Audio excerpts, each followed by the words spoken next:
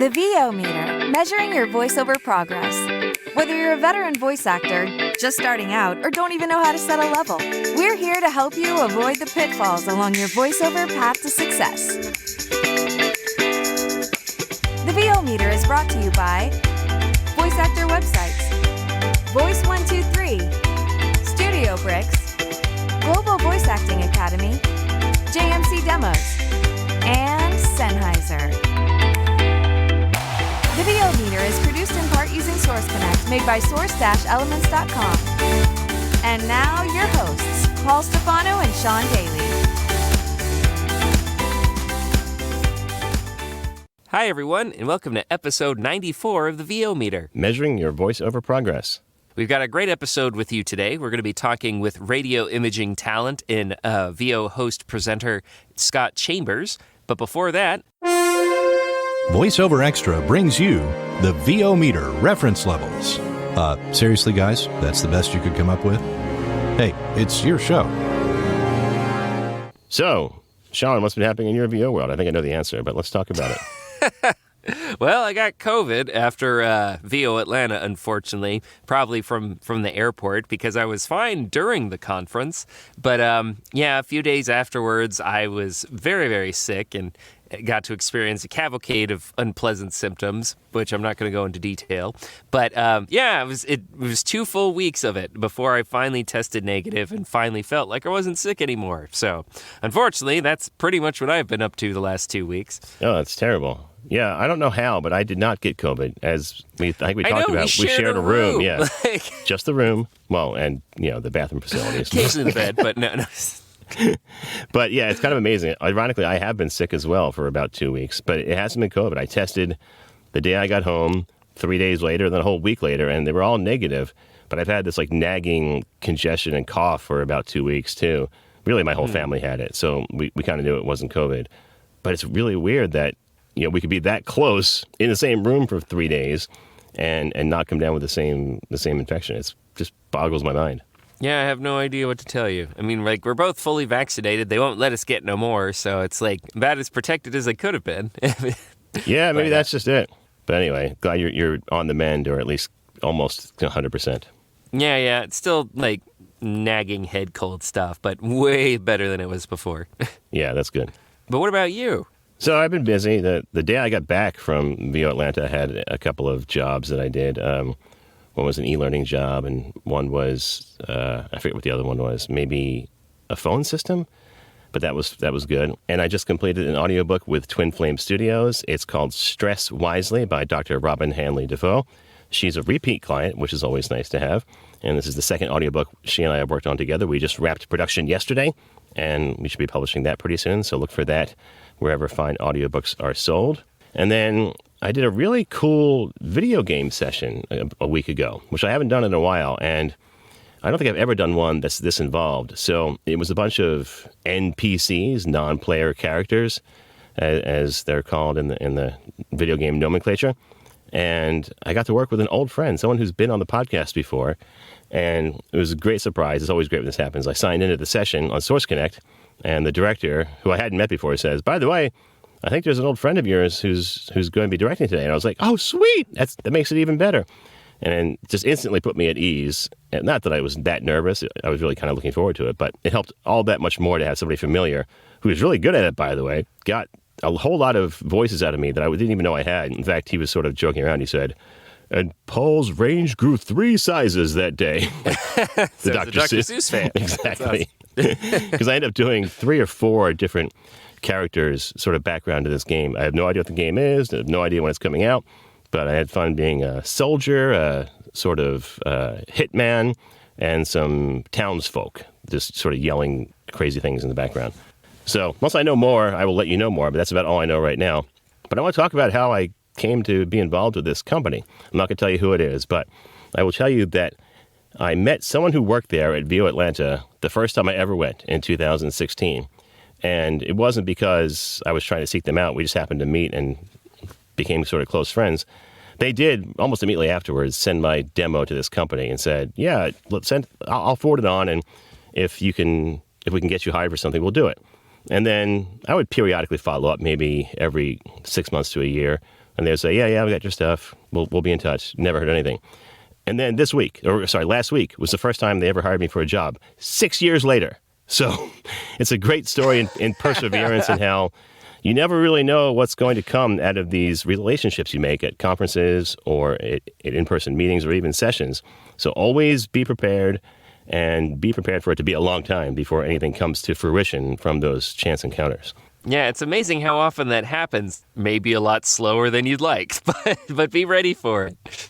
Yeah, and it just goes back to that old saying that luck is really just a combination of being prepared at the right time. Now, there's something there's a specific Preparation saying. meets opportunity. Preparation meets opportunity. Yeah, that's the one. But then there's another one about just being prepared and how there really is no luck. You sort of make your own luck. Anyway, if you know what I'm talking about, hit me up on Facebook or Instagram. Let me know what the right phrase is.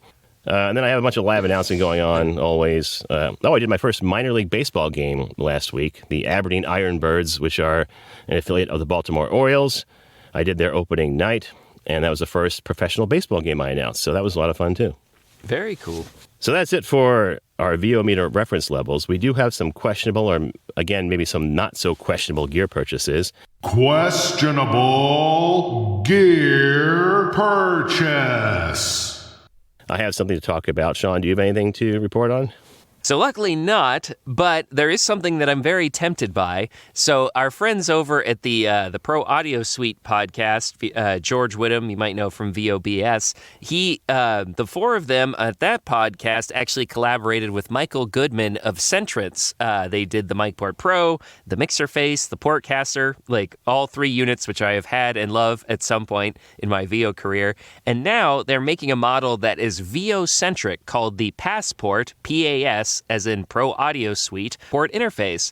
It's about $700 because it's a very small run. They're only doing 100 units, and I believe they're about 30 of them have already been purchased, so we're down to about 70. But anyways, you have independently controlled mic inputs. So a lot of VOs tend to use two different microphones, and you actually have a mic selector button on the interface. So you can simply just switch a button and then choose which mic you want to use. It also has a lot of useful phone patching, loopback features, which allow you to have your clients listen in with a true mix minus so that they can hear everything but themselves and avoid any annoying feedback issues. So it's very portable. It's like the size, it's a little bit larger than a smartphone, and it just seems like an incredible piece of kit that's very it was custom made for VO talent. So congratulations to George and the rest of the PAS folks on the invention, and I hope it sells. Yeah, I'm really looking forward to this myself. I don't think I'll be able to get it on this initial run just because it's a bad time, Bob, like from that old movie, The Others, with Will Ferrell and Marky Mark. But I'm really excited about the prospect of it. I talked to George at VO Atlanta, and he showed me a mock-up of it on his iPad. It was so new, he didn't even have the prototype yet. Mm-hmm. But it sounds like basically all the dream features we've been looking for in an interface, especially you and I, or me specifically for this podcast. Yep. It has that loopback function. It has the ability to have the mix minus. So I think it would be good for podcasters as well as VO people or people that do a little bit of both. And I'm really excited for when it comes out. So good luck, George and the Pro Audio Suite, in getting this production run. Yeah, it was very cool. I was actually stationed right next to George he was promoting his George the Tech Services in the exhibit hall at VO Atlanta, right next to Jordan Reynolds' Audio Ninja booth. So he and I chatted a lot over the weekend, and we shared gear and stories. It was a lot. So if you're listening to George, best of luck. It was great to see you. So on the not so questionable gear purchase front, I have been sent another piece of equipment from a manufacturer, this time from Avid, the folks that invented and make Pro Tools.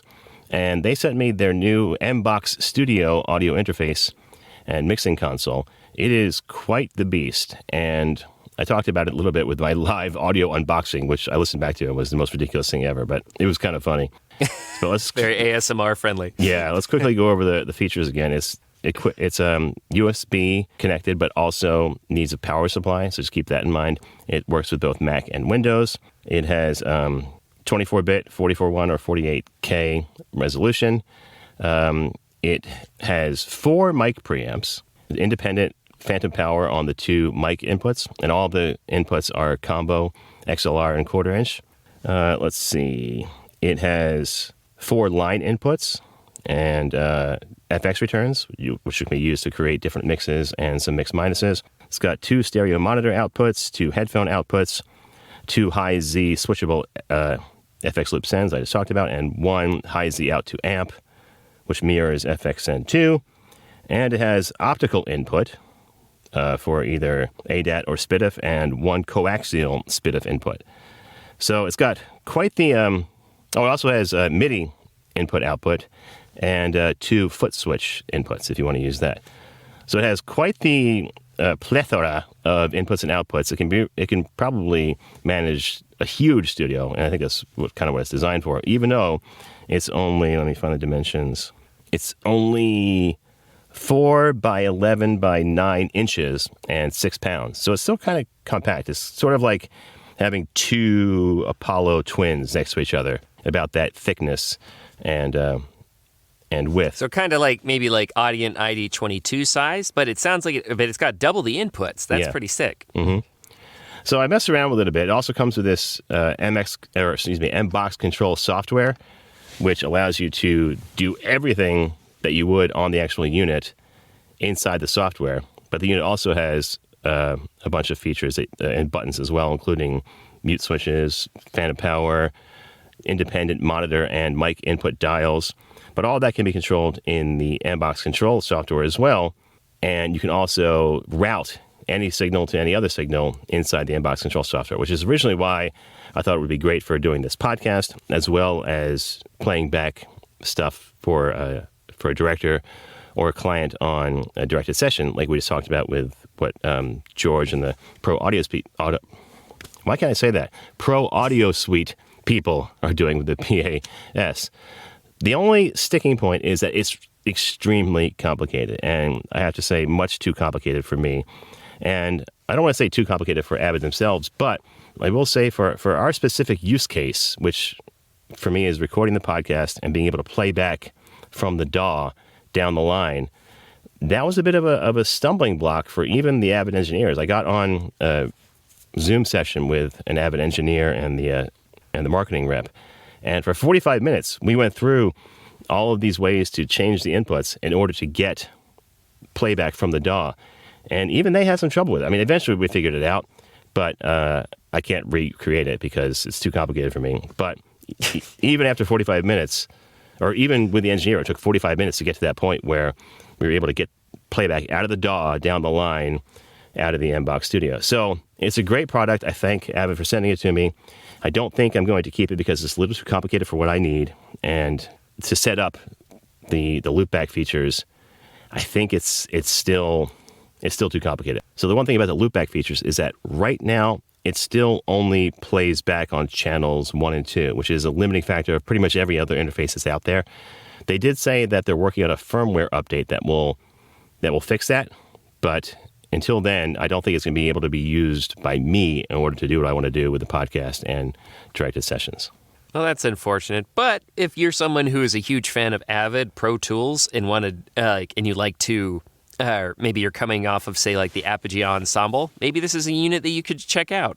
Oh, it also comes with a full-fledged version of Pro Tools as a trial. I forget how long. I don't know if it's 6 months or a year, but not a pared down, a full-fledged Pro Tools. So that's a plus as well. Price is $8.99, looks like right now on retail. I was looking at a couple different retailers, so $8.99 if you want to get it, which is sort of in that same zone as a couple other interfaces that have similar features, like the Babyface Pro. Yes, so those, if you're looking for that level of interface with that level of control, definitely worth looking at, and I would recommend it for that. Awesome. Well, that wraps up this month's questionable gear purchases. We'll get into our interview with Scott Chambers right after these messages. In these modern times, every business needs a website. When you need a website for your voice acting business, there's only one place to go. Like the name says, voiceactorwebsites.com. Their experience in this niche webmaster market gives them the ability to quickly and easily get you from concept to live online in a much shorter time. When you contact voiceactorwebsites.com, their team of experts and designers really get to know you and what your needs are. They work with you to highlight what you do. Then they create an easily navigable website for your potential clients to get the big picture of who you are and how your voice is the one for them. Plus, VoiceActorWebsites.com has other great resources, like their practice script library and other resources to help your voiceover career flourish. Don't try it yourself. Go with the pros. VoiceActorWebsites.com, where your VO website shouldn't be a pain in the you-know-what. Hey, Paul, did you know Voice123, the largest online marketplace for voice actors, just celebrated its 20th year anniversary? Whoa, really? That's amazing. Doesn't really surprise me, though. I've used Voice123 since the beginning of my career. I remember way back in my first year where I booked a job as a hypnotist. I actually got to say, "You are getting very sleepy," on a radio ad. The whole thing was super easy. They even paid me right away for the audition and said that was all they needed. I've been a member of Voice123 for years as well. I've always enjoyed their upfront policies, ability to contact clients directly, and their commitment to the voiceover industry. Totally. CEO Rolf Veldman has appeared on the show before, and in every interaction I've had with him and the company, I felt a sense of trust, like they really care. Well, if you want a great place to find your VO niche and find yourself as a voice actor, visit voice123.com for more information. Now, VO Meter listeners can also get 15% off premium tier memberships. For more information, visit our website and click on the Click Here to Save 15% banner on our sponsors page. Voice123, speak for yourself.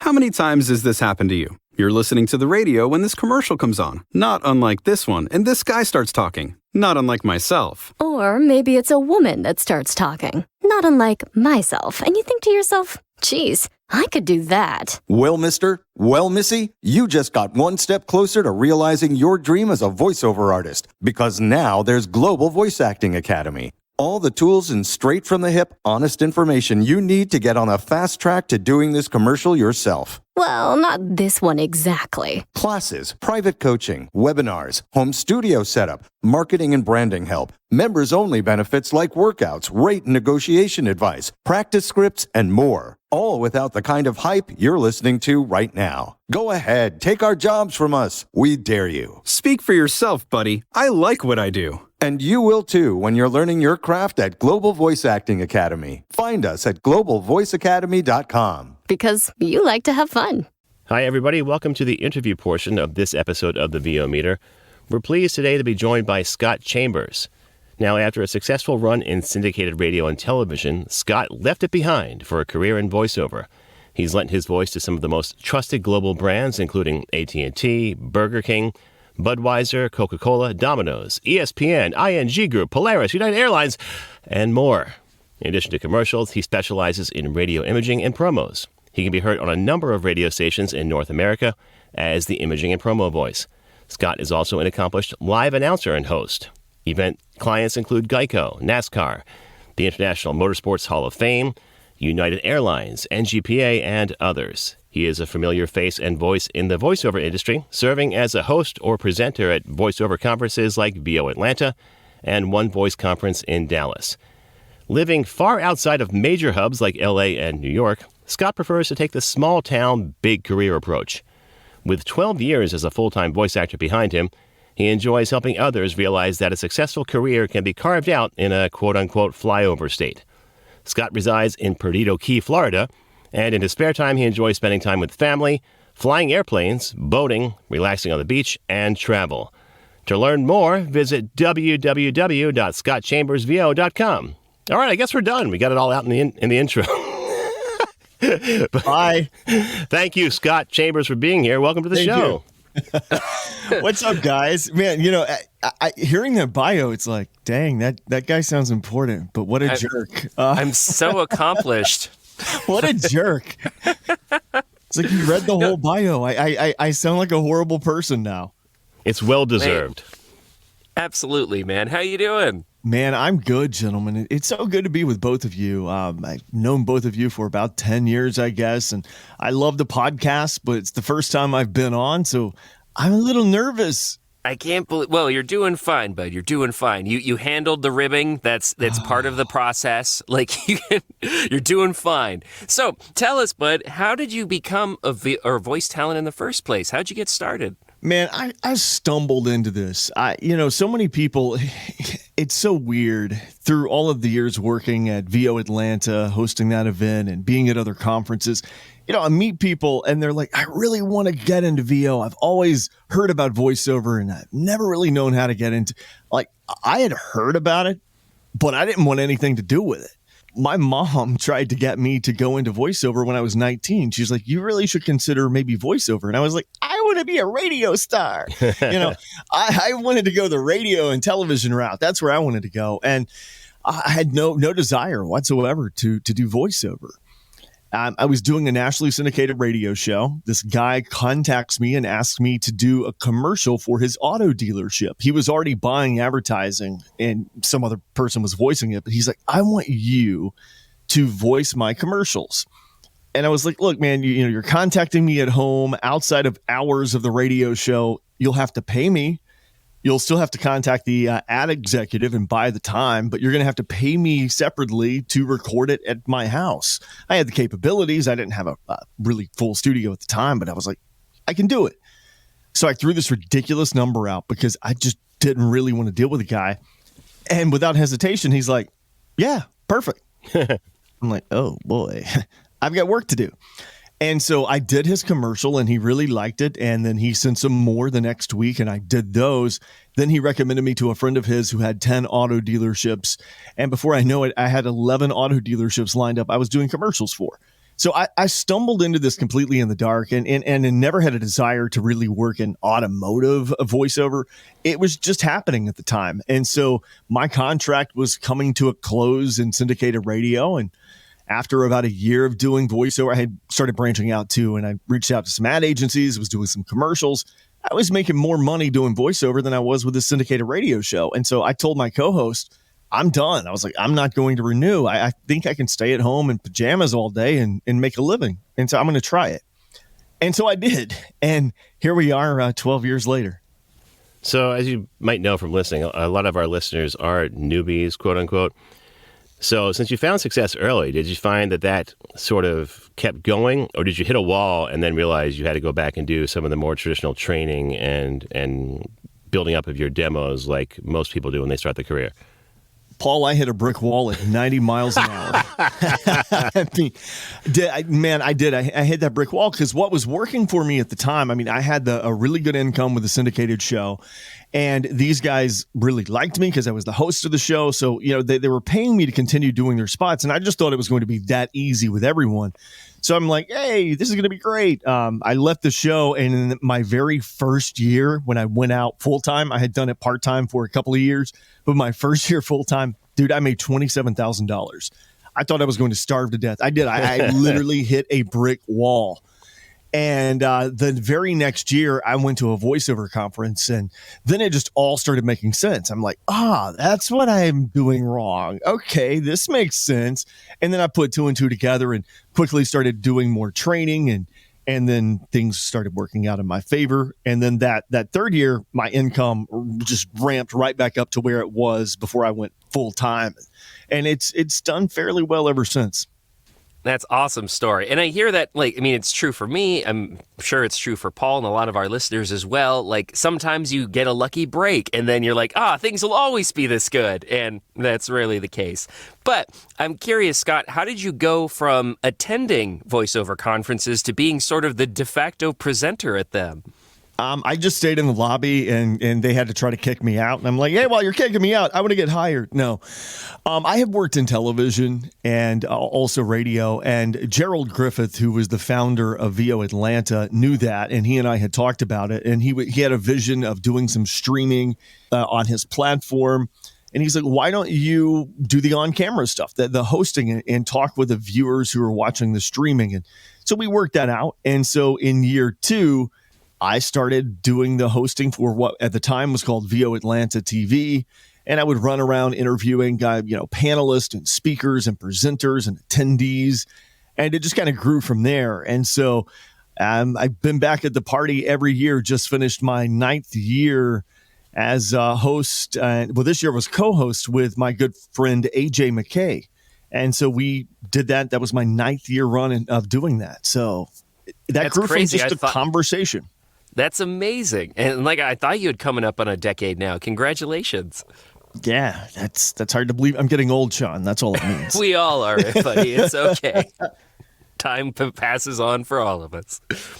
So in addition to live hosting, as we talked about in the bio, you've done a lot of promo and imaging for stations all across North America.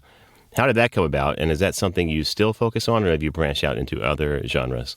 Yeah, absolutely focus on it. Primarily, that's pretty much what I do, actually. I mentioned I stumbled into voiceover through auto stuff, and that was back in 2012, 2011, back when, you had your screaming automotive spots.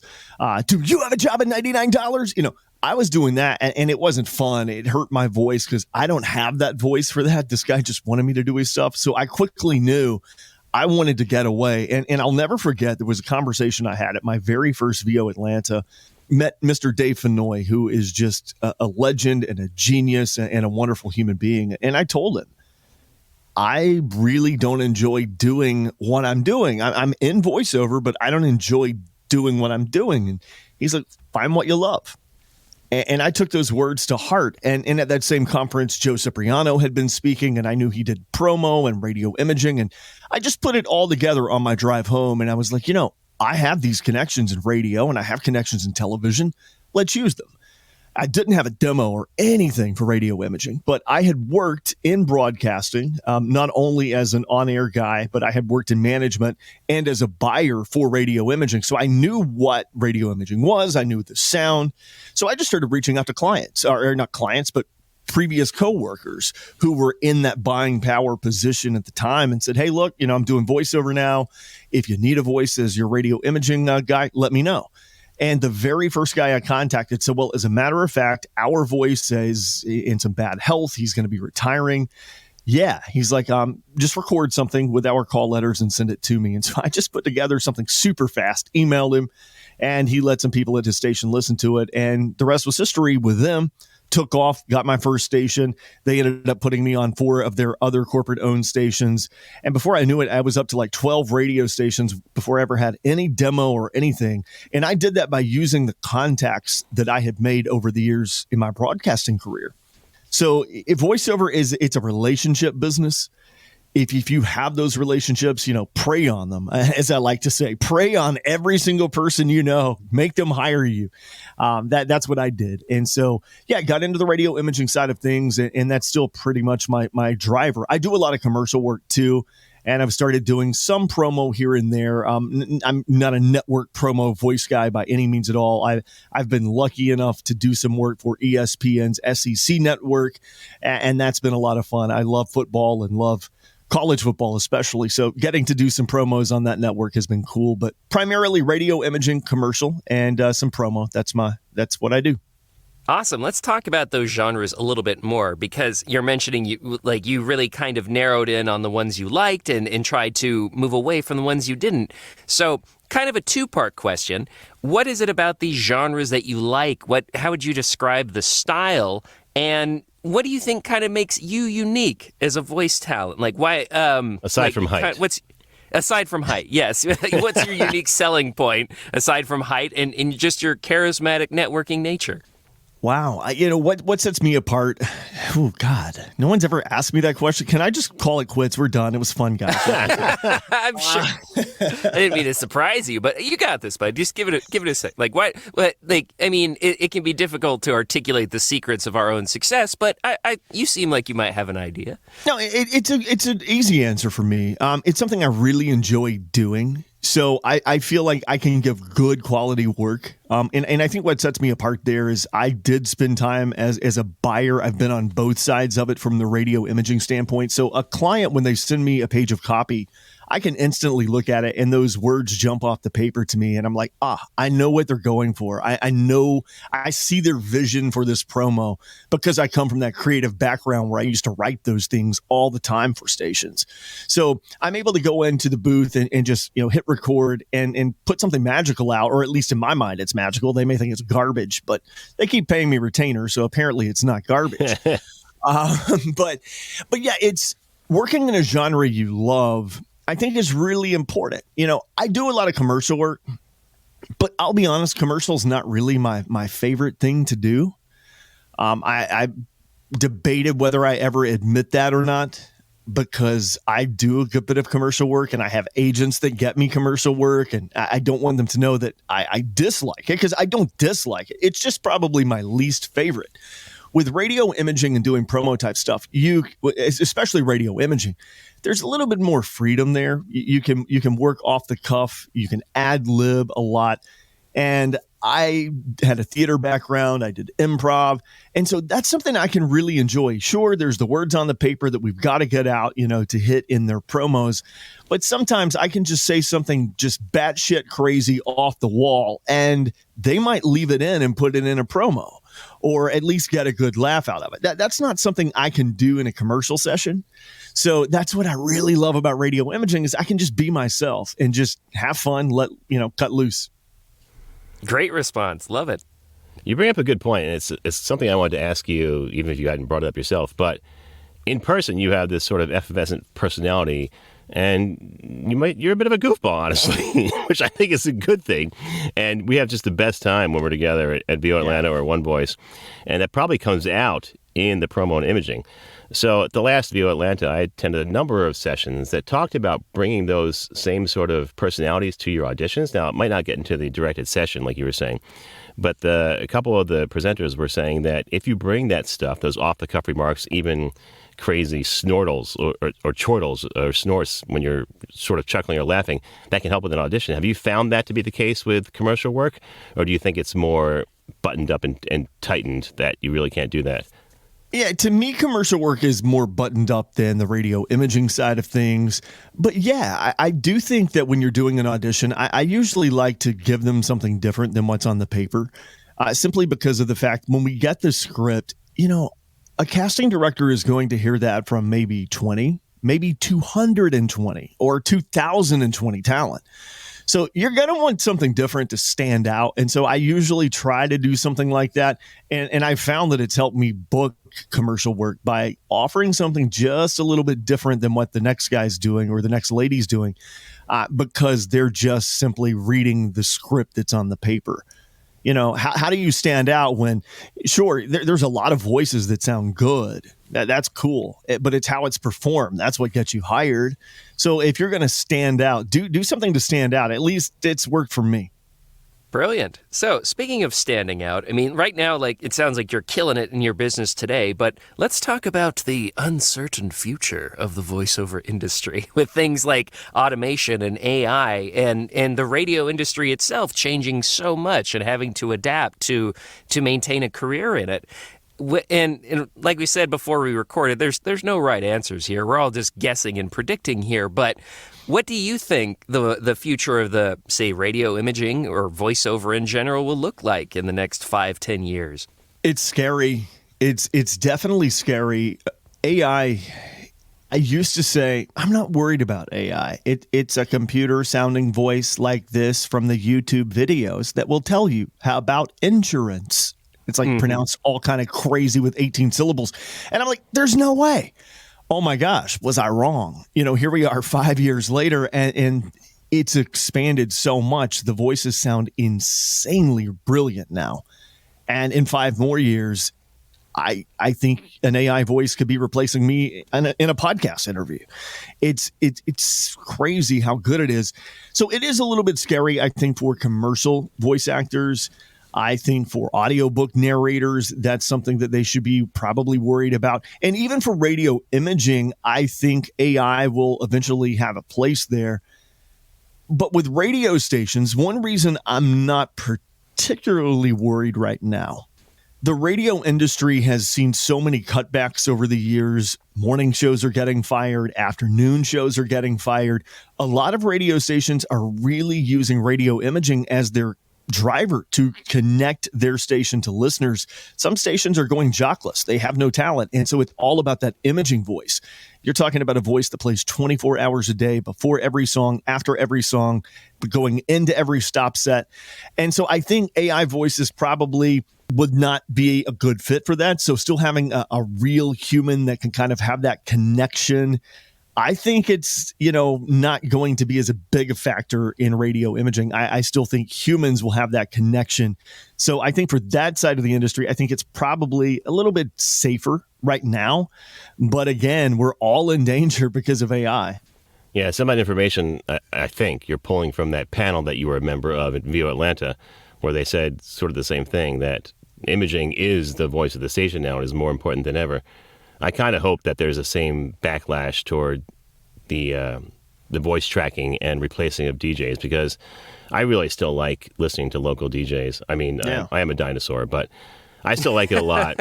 It might be because most of the time they're people I know or went to school with, so I like listening to them. But I think as there's more backlash towards the uncanny valley of AI, people will sort of yearn for those human voices and go back to them. At least that's my hope. I think those of us that are millennials going forward, Gen Z, I think they're so used to the AI voices that are on YouTube and Snapchat and all of the social media networks. They're really, programmed to it. They're fine with it. But those of us that are a little older millennials and then Gen X and then so forth, like, we want that human connection, much like local radio talent. We want to hear what Bob's talking about with a farm report or whatever. We want to hear that hyper local stuff. And so I think, that can never be replaced by AI. They're trying it. There's an AI company producing radio talent now, and it's horrible. But yeah, so I think just that human connection is a valuable thing. And that's why I really firmly believe in my voiceover career and making these connections with not only casting directors, but companies that I'm working with. And I continuously follow up with them just to make sure, hey, things are good. They know that I'm out there. I'm still alive. An AI voice will not be doing that. They're not going to send them an email. Hey, how was that spring trip to Cancun? How was the boating trip? How was Johnny's graduation? AI voices don't do that. And that's something I really pride myself in doing, is keeping those relationships alive and TOMA, top of mind awareness. And so hopefully they'll keep coming back to me versus AI. That's great. I mean, if you think about it, radio has been historically so important to the history of voiceover, and so many people of across generations have had these huge emotional attachments to it. Maybe they heard their first songs or found their first favorite band, or they really gelled with a personality. I still love Casey Kasem from back on the top 40s, So I would hate for the human element to become lost in radio imaging and in voiceover in general. Yeah, same. It would be really sad because my bank account would have less money in it. And two, my heart wallet. Right. And two, it would just be a boring existence, right? Listening to computers all the time. That's kind of boring. Mm-hmm. Mm-hmm. So shifting gears a bit, Scott, Sean and I know that you're a gearhead, and we are total gearheads, as you might know from all the microphones we've tried out. Let's talk a little bit about your studio. What are you currently rocking in your booth? So right now I'm on a Sennheiser MKH 416. That's my favorite go-to mic, shotgun microphone I use for radio imaging. And originally it was going to be just my mic for doing imaging and promo work. And I was like, okay, I've got the TLM 103 I use for commercial work. But over time, I just started leaving my 416 up and using it every day. And so I primarily use this for everything I do, whether it's imaging, promo, commercial, or an explainer. I just really love using this microphone. It's a tank. It's what I use in the booth. It's what I use to travel with. It pairs really well with my Universal Audio Solo for the road. So yeah, that's what I'm using every day. And they just happen to be a sponsor of the show, so we thank you for mentioning Sennheiser. How about your recording space? Do you have a full booth at home, or do you record in an open area? Yeah, so well, the answer is yes on both. I just recently did a complete renovation. I went through almost a 12-month process of having a new studio, a room within a room built, which is because I had that before I moved to Florida. About 5 years ago, I moved to the beach. I'm a beach guy, and I wanted to find a place on the beach. And so I did, and I sold my home in Northeast Alabama near Birmingham, and that meant saying goodbye to my room within a room booth. And so I got a whisper room, and I knew that I would need it whenever I landed somewhere. And I found a great home on Perdido Key, Florida. And I was looking at it with just wide open angled boater's eyes. I love the sand. I love the beach. I was buying it as just someone that was in love with the beach. And I completely disregarded the fact of all of the jets flying over while I was looking at this house. Oh, no. The home sits on Perdido Key, Florida, which is right outside of Pensacola Beach, Florida, which is home to the NAS Pensacola, home of the U.S. Navy Blue Angels. Yep. And so I have F-18 Super Hornets flying over my house at 500 feet multiple times a day. The Blues practice on Tuesdays and Wednesdays between 10 a.m. and 12 p.m. I've got the schedule down. And so I'm like, yeah, I've got to have that booth and then pray a lot, you know? Oh, man. But surprisingly, that booth worked fairly well.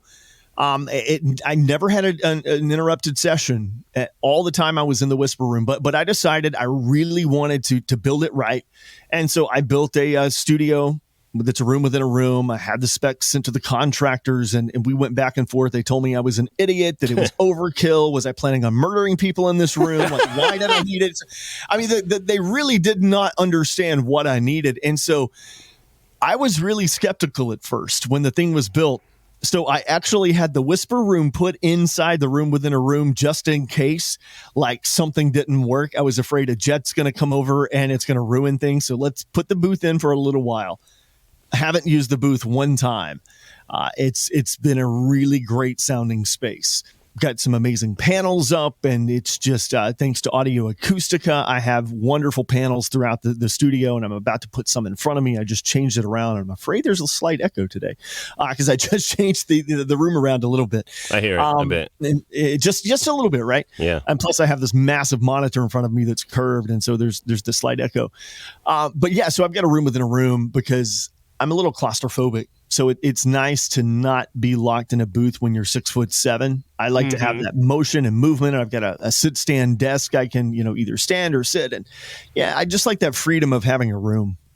Brilliant. No, I mean, a lot of us, we all aspire to that. And I'm a huge proponent for ergonomics, because I've gone from using like a little foam box like in my kitchen to an actual room, and it just makes all the difference in your performances, being able to stand up, have your arms outstretched, big gestures. It's congratulations on having your space.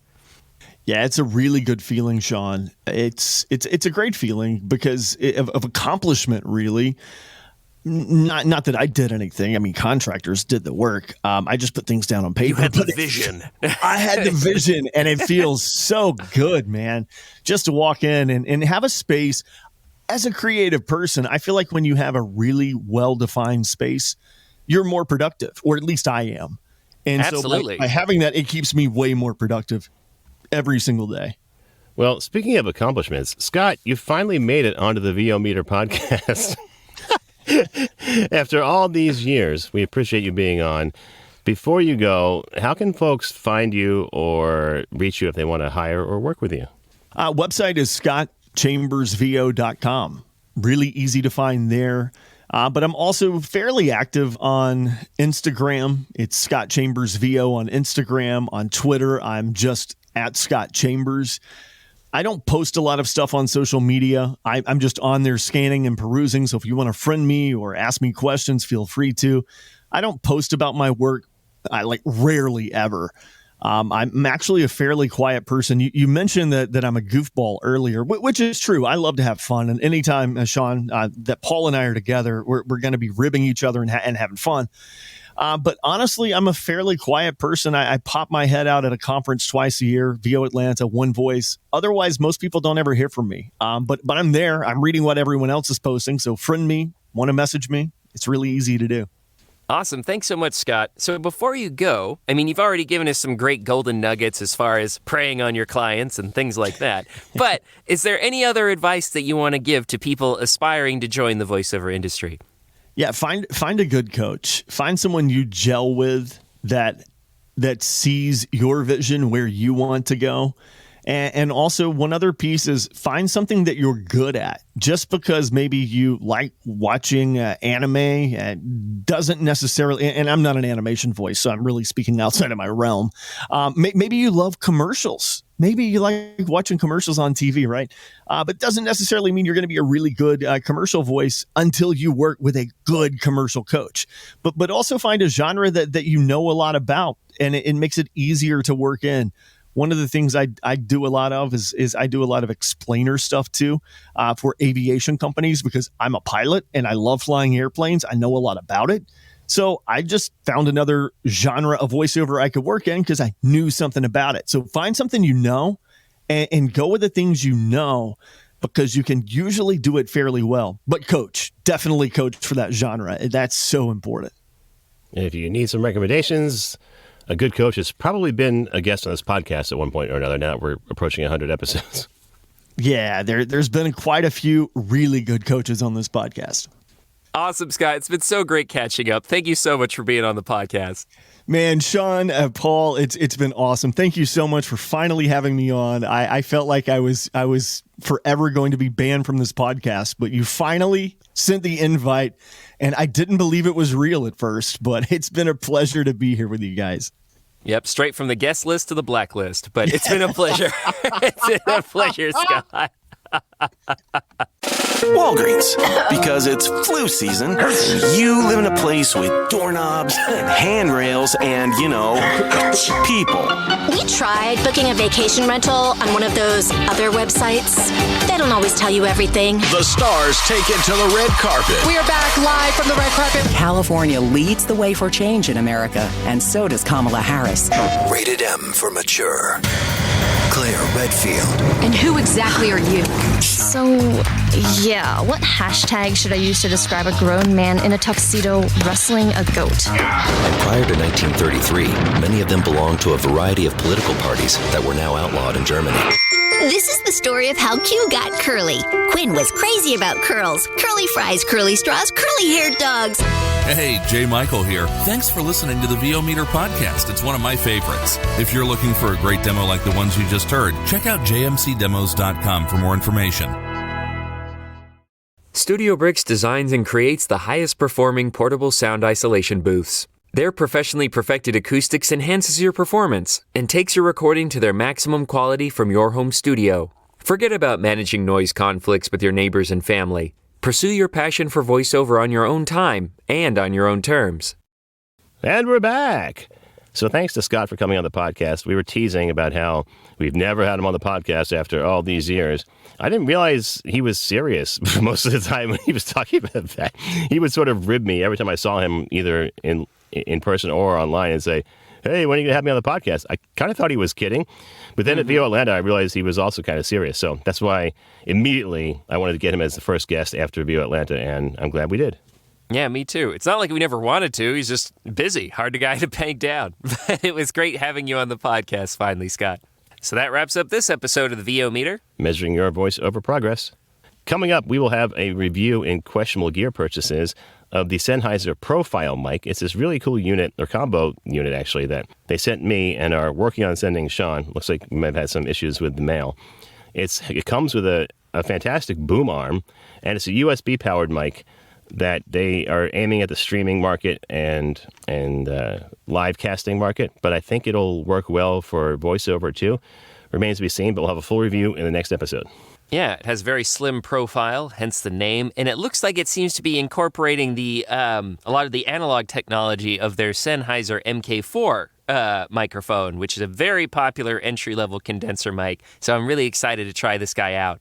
Yeah, me too. If it has those features, then it's definitely usable for voiceover, and we'll find out together. All right. So that'll be for next episode. You'll hear us then. Bye, guys. Thanks for listening to this episode of the VO Meter. To follow along, visit us at www.vometer.com. We'd also love to hear your comments or suggestions for the show. Or if you have a questionable gear purchase, tell us all about it on our Facebook page or on Twitter @the VO Meter.